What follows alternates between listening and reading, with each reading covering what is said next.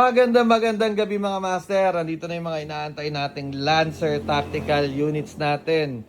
Ng mga Gen 3, Gen 4, and of course yung LT na Zion Arms na naka Nebula Gen 2 na siya. Na ETU. Okay, so napakalupit ng mga dumating nating units. So umpisahan natin mga master. Ito yan, nakita nyo yan. Ayun yung ibang display. Papakita natin lahat yung mga available units. Saan natin sa Lancer Tactical. Yan, LT42BV8 Gen 4 na naka-gate Aster yan na ETU. Pinakamagandang ETU right now in the market, gate Aster. Nakalagay na po sa unit na ito. So again, itong unit na to ay tinatawag na LT42BV8 G4 na naka-gate Aster. Ano maganda dito mga master? Itong unit na to, also known as Gen 4 na Predator. Yan, 8.25 yung railings nito. Kaya siya BV8, okay? 8.25 yung railings niyan. Itong Predator version, mga master, pag binuksan nyo yung half chamber niya, naka CNC aluminum na yan. Na half chamber. Diba? Napakalupit. Tapos, pwede nyong i-release. Ayan, i-press natin to. Okay, sasarado ulit siya. So, yung mga Predator version lang yung merong CNC aluminum na half chamber. Okay, ito yung pangalan niya. Dalawang pangalan Gen 4 Predator Delta 8.25 rail. Pero yung actual model name niya is LT42BV8 G4 na Aster. So, ito yung 8.25 inches. Yung next na ganyan din, tatalo na ako. Okay, ito naman yung 10 inches. Na ganun din ang design, pero 10 inches, same design, same unit, same internals. Ang model name niya, screenshot nyo na, kung ito yung trip nyo, LT42BV10. Bakit yung V10, which is yung railing size niya. Gano'n siya kahaba. Naka G4, gate Aster din po ito. Kung gusto niyo naman mas mahaba pa niyan, doon tayo sa 13.5. Ayan, 13.5. Screenshot nyo ulit. LT42BV13 G4 na Aster. Ito po siya. Ayan, mahaba, di ba? Mahaba. Sa mga mahilig sa mahaba, this is for you. Ayan, si Master CJ, mahilig sa mahaba. Okay. Okay, Lancer Tactical na Gen 4. Napakalupit mga master. Ngayon, punta naman natin yung iba pang Gen 4 units natin na Lancer Tactical. So, ito yung model na L11982 na Gen 4 naka-gate Aster na ETU. Ayan, TAN. G4T ha, nakalagay. G4T for TAN. Ayan. Screenshot nyo lang mga master kung yan yung trip nyo para hanapin po ng admin natin pag nag-inquire kayo. PM po kayo mag-inquire, wag po sa comment section. Mas madali po mag-inquire, mas masasagot po kayo sa private message. Okay? Yung next, ayan. Archon 9 inches, pero yung actual model nito, LT36TV9 Gen 4. Kulay tan din po ito. Ayan. Ayan yung itsura niya.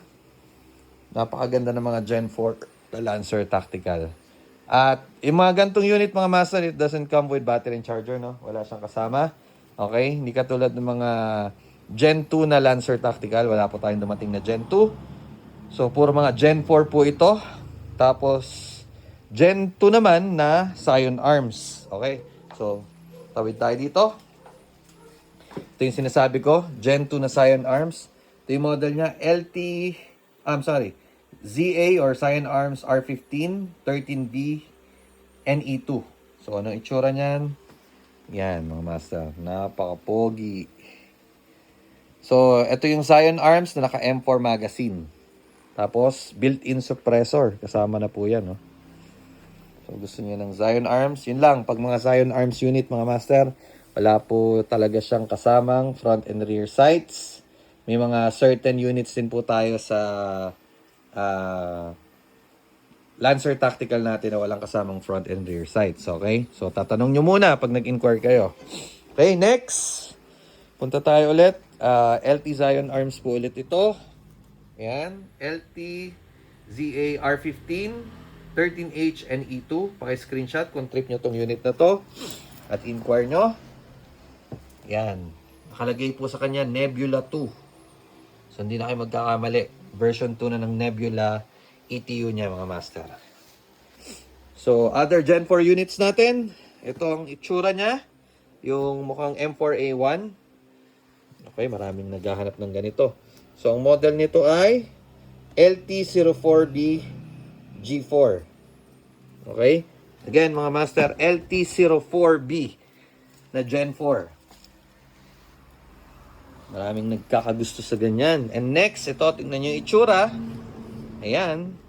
Ang kanyang model ay LT39BV or Bravo Victor Gen 4. Ayan. LT39BV G4. Kung trip nyo yan, screenshot and PM us. So, meron pa. Ang dami kasi. Alright. So, ito yung LT15. Ayan, screenshot natin para ma-screenshot nyo. LT15B D G4. So, ang itsura niya, ito po. Yan, naka-built-in suppressor din. Tapos PDW yung stock niya. Puro mga Gen 4. Next, ito yung LT L119A2 Gen 4 na naka-gate aster din. Ayan, itsura niya, mga master. Paki-screenshot. Okay. Kung yan ang trip nyo. And then, ito yung mga mukhang, di ba, kung familiar kayo sa GNG, SSG1, yung pang speedball, ito yung variant niya sa Lancer Tactical. Ayan, tingnan nyo yan. Napaka-pupogi. Meron tayong black, may gold, at may purple. Yung sa purple, may pre-order na tayo yan. So, ang pangalan yan, LT AirTac G4. Naka-gate aster din po yan. LT AirTac. Meron din naligo. Okay, LT AirTac G4 na black. Naka-gate aster din po yan. LT AirTac G4 GD, which is gold. At ito naman, LT AirTac G4 P, which is purple.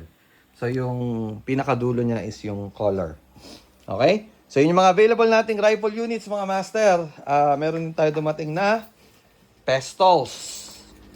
So, umpisa natin. Wig Glock 17 Gen 5. Black. Available. Screenshot. Kung gusto niyo yan. Wig Glock 18C na 4 series. WG18C Force na black. And Brontosaurus, High Kappa Brontosaurus, Baby High Kappa. T-Rex High Kappa Black. High Kappa 5.1B or yung Baby Dragon. Diba yung Dragon usually 7.0. And kung gusto niyo malakas na Glock, Glock 34 na Gen 4 Black. So, yan po lahat mga available units natin, mga master, na bagong dating. Watch out for the second batch ng Lancer Tactical natin. Medyo marami pa, kulang pa yan. So, PM na kagad kayo dun sa mga naunang dumating na units. Order na kagad, mga master, para dun sa price, PM nyo kami. Alam nyo naman kung bakit hindi namin pwedeng i-mention yung price sa mga videos kasi nabablock. Okay? So, PM us for the prices para ma-replyan namin kayo. Thank you and have a good day.